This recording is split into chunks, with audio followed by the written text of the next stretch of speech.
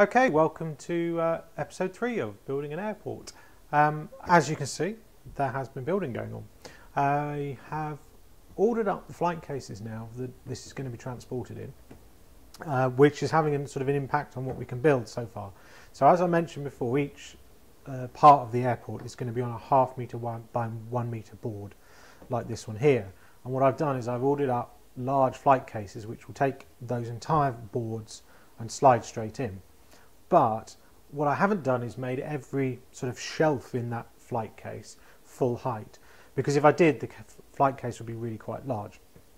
So what I've done is I've had large shelves built in the bottom and then thinner ones built where, for instance, the runway is going to be, which is just very flat.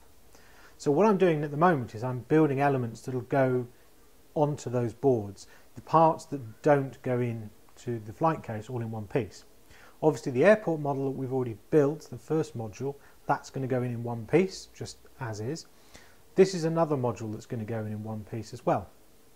If you remember back from the plan, in the corner we had a fuel dump, and this is pretty much how the fuel dump is going to look.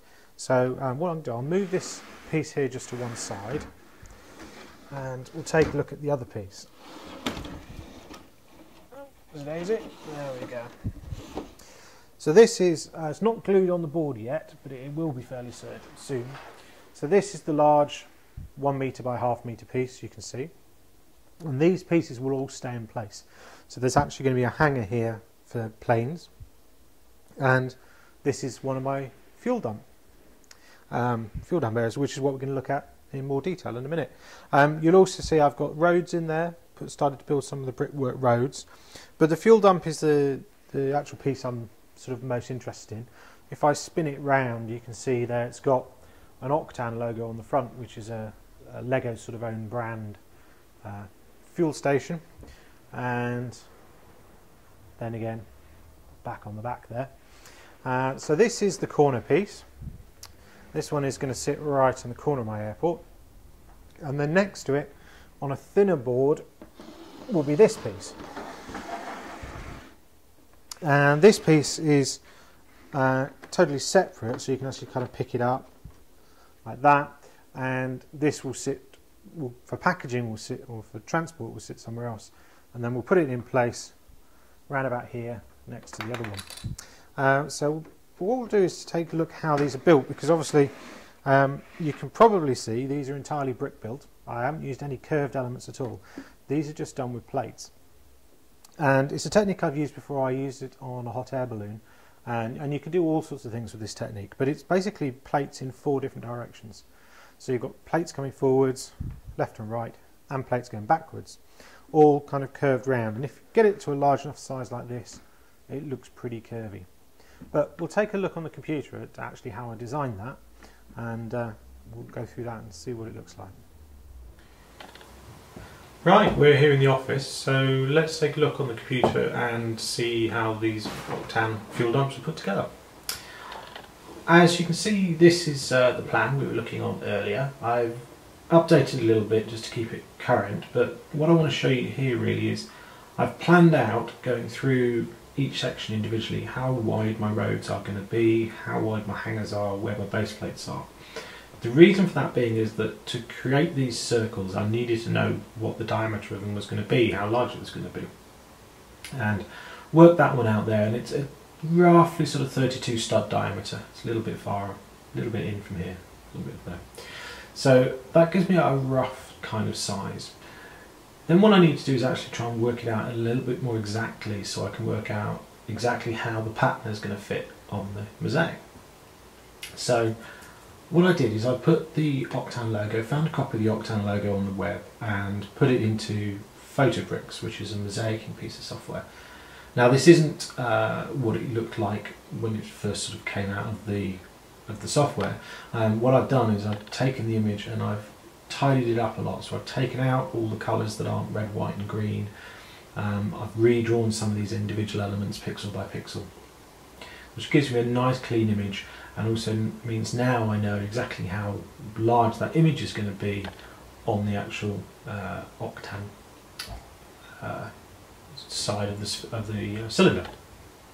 So now I know how big this is going to be.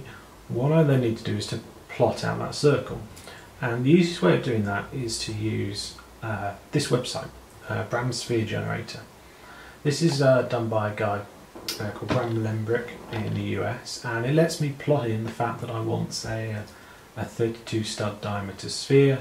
I don't want to use half plates, I just want this to be plate by plate, but colours are handy so I can see how which layers go where. I obviously want the studs on, and I can say, in this case, I don't actually want to create a sphere. What I want to do is I want to use this software. While it would create me a sphere out of 6 parts, I only want one of those parts because that will give me the arc that I need, both left to right, up and down. That will give me enough of an arc to work with. You'll see what I mean in a second. So I can use it to generate an LDRAW file, and then the LDRAW file it generates is this one here. So this might not look very useful yet, but let's spin it round a bit and have a look. So you can see this is one kind of section of a sphere. What I'm interested in though is this angle here. So this actually gives me that lovely little curve, and that's pretty much as close as I get to a curve without spending an awful lot of time putting jumpers in. And I don't want to do that in this instance anyway. I want it to keep that Lego type of feel. So that gives me one half of the curve. Obviously there's another one on the other side. And then the other 2 parts are going to be this section here. So if you can imagine one of these followed by one of these followed by the opposite number, one of these, and then along the bottom again one of these. So that's what actually gives me the circle, and that gives me the circle, and then I can start to actually plot around the Octan logo on it. So let's have a quick look and see what we come up with. And this is the LDRAW version of Fuel Dump. So that software, all it does is it plots out in one by one plates. It doesn't give you any internal structure, but I've just taken the front row of 1 by 1 plates and then manually recoloured them all to create this Octan logo. And I also decided on the sides might be a bit boring otherwise, so I've put a carrier stripe around there, carry the red and green stripe. So this is then the LDRAW file that I work from to actually build the cylinder. But obviously the sides here are quite straightforward because they're quite straight plates. These front parts are much more complex because you're actually making a mosaic on a 3D surface. So what I ended up doing is actually, if you imagine this inside, on those Fuel Dump ones is almost entirely full of plates to actually build up enough so I can get the items in. And but once it's done, I think it looks really rather nice. So that's how I got those bits together. Let's pop back into the other side of the studio and see what else has been done. Okay, so that's how we got these fuel dumps done. The last bit you'll notice that I've got built here is my fire station. Airports have got to have a fire station, of course, and this is going to have some of my fire trucks in it. There's a couple in there at the moment. Not a very complicated build, so I'm not going to go into this in too much detail. It's basic sort of brick built with windows and doors and things like that. Standard sort of roller shutter elements, and a nice couple of fire trucks in there. That will sit again on this sort of side of the airport, ready to go and deal with any emergencies that happen to crop up. So that's what we've been building so far. As I said, concentrating on the modules before the flight cases turn up, but the flight cases are now being built, so hopefully they'll be here next week, and they will also ship with all the bases we're going to use for the other parts, so we can start getting those bases in properly. But that's it for now. Thanks very much for watching, and look forward to seeing you in part 4.